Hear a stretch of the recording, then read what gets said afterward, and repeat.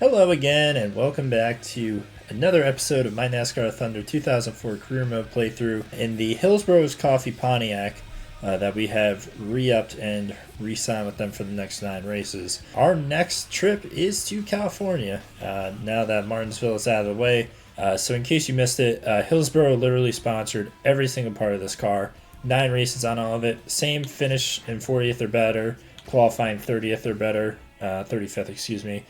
Ranked 40th in earnings this time, so this is going to earn us a little less money. There wasn't the other one available anymore. And then they were also nice enough to sponsor the team and the driver too with the little cans of coffee. So we changed the paint scheme around for him. We're doing the red and black instead of white and green, which I kind of like this look. Yeah, hopefully we have a good race here in California. We do have like an okay chassis for the engine. We really only have the one that just blew up in Martinsville because the other one's being repaired, and then for the body we only have this. So yeah, hopefully we have a good race. I really do want to see us have like another top 30-ish run, but this might be a hard track because as I remembered correctly, California being a 2-mile circuit is just more of a power track. So let's go ahead and get into it. Let's see if I can find something that'll hook the car up, and hopefully we get another max payday. Alright, qualifying time. I think this setup's going to be kind of like our best. It's a loose setup, but, loose is fast, as they say. I did run a 39.5, I want to say, in practice. So Tony Stewart ran a 38.2, which is not good. Over a second off. The lack of engine power is all you got to know. Car seems to stick in the corners, like you can see here. I'm carrying quite a bit of speed in. She's stuck. That's the thing, is we're going to be ultra loose on the straights, but we're hooked up pretty good in the corners, actually. Here we go, up to the line. There we go. Okay, so 25th. Yeah, this car is always good in the draft. Hopefully we get some people who are pretty similar in speed. Let's go ahead, get into this race, and hopefully have a good finish. We're in Fontana, California, home of the California Speedway for today's Auto Club 500. It's another great day for racing. Pit strategy could be a major factor in this race, Barney. Yeah, and what makes these long green runs interesting is that although the cars are all relatively similar, they can have very different pit windows. That can play a very important role at the end of the race with determining who has to pit again and who can go the distance. Jimmy Johnson won his first Winston Cup race here at California Speedway. That was only his 13th start in Winston Cup, and he won it pulling away from Kurt Busch. Of course, it was only a sign of things to come from this young driver. The Hooters Ford has been struggling at the speedways this season. Well, his crew chief assured me this morning that they've got a fast car. Let's keep an eye on him and see how it goes. The 64 car is butting heads on the racetrack with Jerry Nadeau. A little contact now and then is to be expected. The track gets crowded real quickly when you put 43 cars out there. I wouldn't be too worried about it. We've got Jeff Gordon and Dale Jr. on the front row here. Few slow guys up front. Kenny Wallace, you've got Elliott Sadler, Ricky Craven. So this might just be like a really strange race. Let's go ahead, let's get after it, and hopefully this goes a little bit better than Martinsville did, right? Yeah, you can see here with that tire grip, actually, those 3 points made a difference. Really trying to focus hard on getting good entries to these corners. I guess right now I'll talk about fuel strategy a little bit as Robbie Gordon wiggles a little bit. 62-lap race means that if you split them into thirds, each stint is going to be about 21 laps. So yeah, we'll see how the tires hold up. Tire pressures are pretty high. They're at 25, so a little bit of noise that they're squealing, which is a sign that they're wearing a little bit quicker than normal. So there we go. We just got our first notification that we have a tire worn about 9.5 laps into this run. Joe Nemechek's a little pissed. I think that's from Martinsville. Sheer draft him a little bit to cut that down. Oh my god, what the f...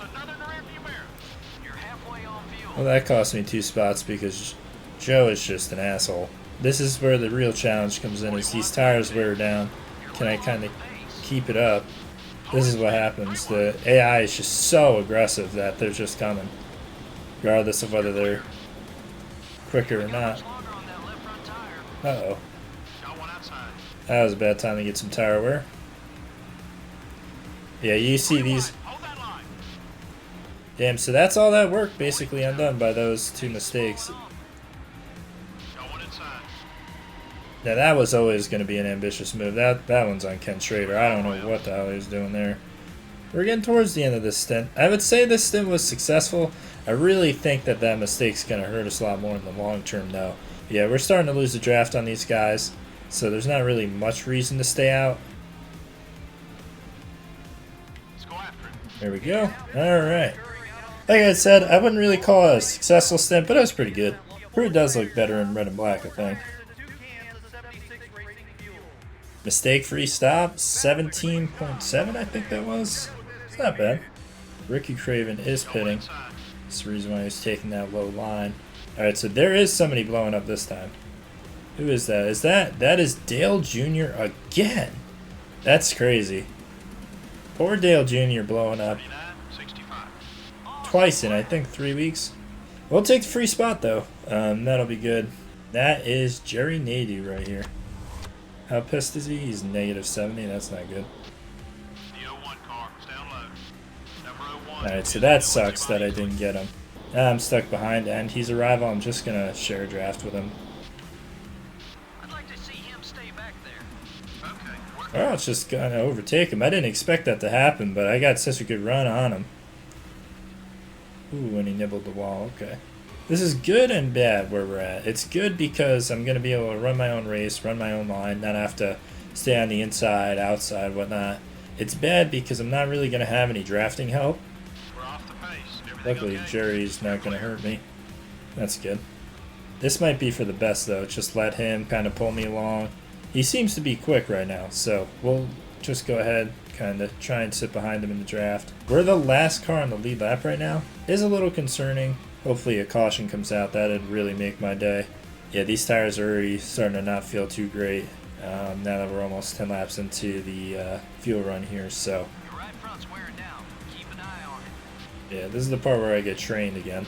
Alright, well, we are officially slow because Ricky Craven, I think, has made up about 10 seconds on us, somewhere in that ballpark. So that is not good. We still have, give or take, 9 laps till our fuel window. But I could shorten it if I wanted to. Like, I don't absolutely need to go to lap 44. Just kind of considering my options now, because I didn't expect to be this damn slow. Man, this is... Oh! I didn't mean to do that. You kind of just driving my quarter panel, but... Yeah, this is pretty brutal now. The car is really not turning until it gets down to 160, and it's very apparent that the rest of these guys are going much, much quicker than that. Oh, what the hell? I don't know if that helps us or hurts us. It is going to give us a pit stop under the yellow, but we're going to be a lap down. Yeah, I did kind of come down. I thought I was clear, though. Let's look at it from another angle here. Ooh. Yeah, I guess that might be on me. That's just the line I've been taking all race. It's just kind of that higher line going down to the lower line. But let's go ahead and get a pit stop here. Get our last pit stop of the race. Some of these guys have already pit, so they'll stay out. Some people haven't. Let's see if we can get another mistake-free pit stop. If we can get some positions on pit road with fresh tires, I think we'll be able to start running away from him and hopefully just defend at the end of the race. Nice 17.5 second stop by the boys. Damn. Jack Sprague got out in front of us, which sucks. And here we go. So we are 31st is how that shakes out. That's pretty crazy. We do have some slow cars in front of us, like Jack Sprague and the Robbie Gordon's 31, so yeah, we'll pass Bill Elliott too while we're at it. He's not for position, but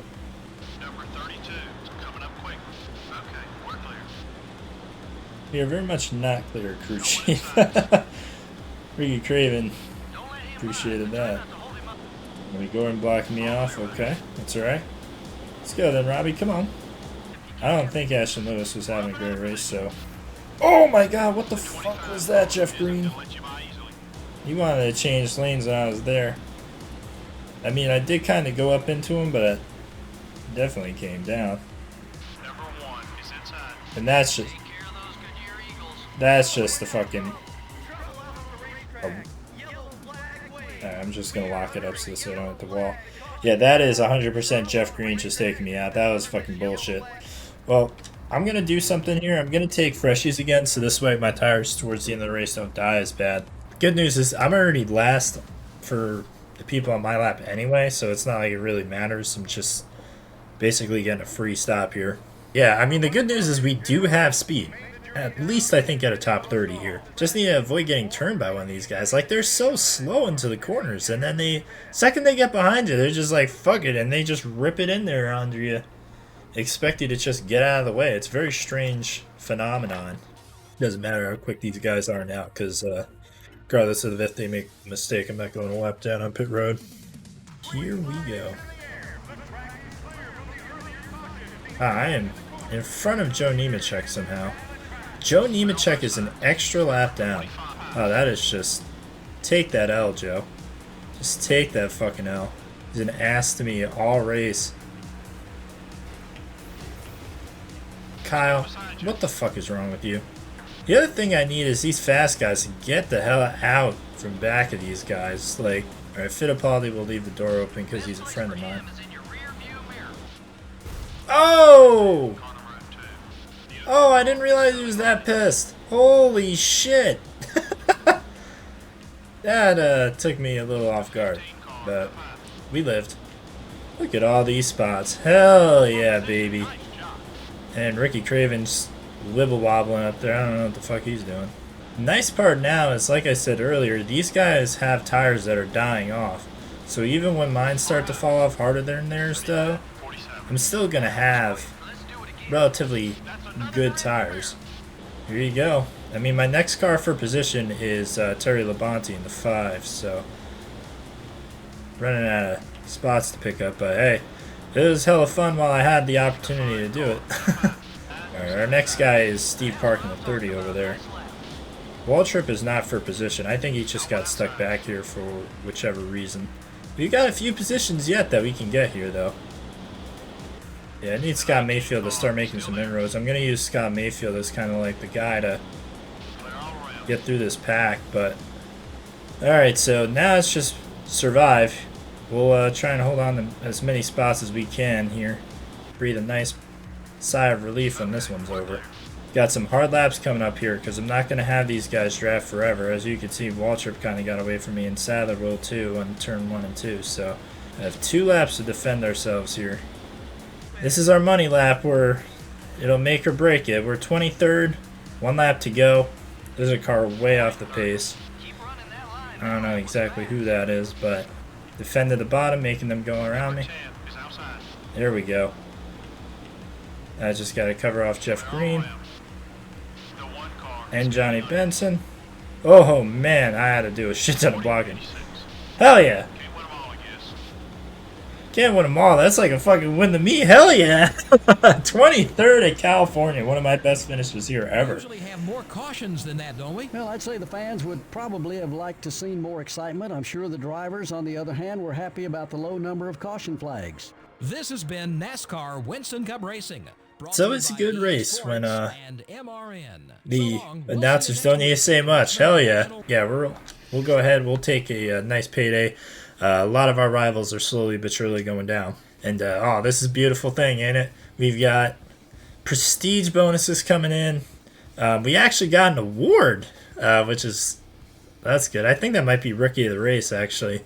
Looking at the race stats here, Dale Jarrett won. Starting pretty much in the middle of the pack. Kevin Harvick second. Ryan Newman third, even though he led the most laps, yeah. So Ricky Rudd, Tony Stewart round out the top 5. Another top 5 for Tony Stewart. Jeff Burton, Jeff Gordon, Jimmy Johnson, Kurt Busch, Matt Kenseth, all in your top 10. And then you can kind of see the rest of the guys here. Bobby Labonte, Bill Elliott, Michael Waltrip, Kenny Wallace, who we were kind of racing with these guys. Jeremy Mayfield, Elliott Sadler, Johnny Benson, Sterling Marlin in 20th, and Rusty Wallace in 21st. Bad days for those guys, but they were trapped a lap down. So, yeah, 23rd place finish for us is a really, really good finish.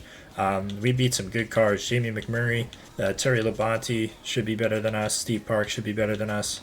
I'd say Ricky Craven should be better than us, too. So, Mike Skinner with the surprise 34th place finish, too. Let's see. So, Dale Jr. blew up even though he led, I think, the first 13 laps. And I think Ashton Lewis was a guy way off the pace towards the end of the race. So, That is an awesome way to welcome in our shop edition here. So yeah, I'm kind of rubbing my hands now. I feel good with all this money. There you go. Your shop edition is complete. Your new research and development is paid off. But there's two things you got to do first. So we're going to go to team management here. We're going to go to shop editions, and we definitely need some engine power plus the storage space. So we're going to go ahead and take the engine shop. We have enough money to do it in 3 races. However, you got to remember that we're also going to need to build new chassis and whatnot.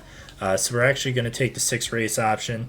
This way we still have some money in the bank to build a new chassis, sell the old one and build another new one. Because those are pretty expensive to get done quickly. We'll take this for $500K.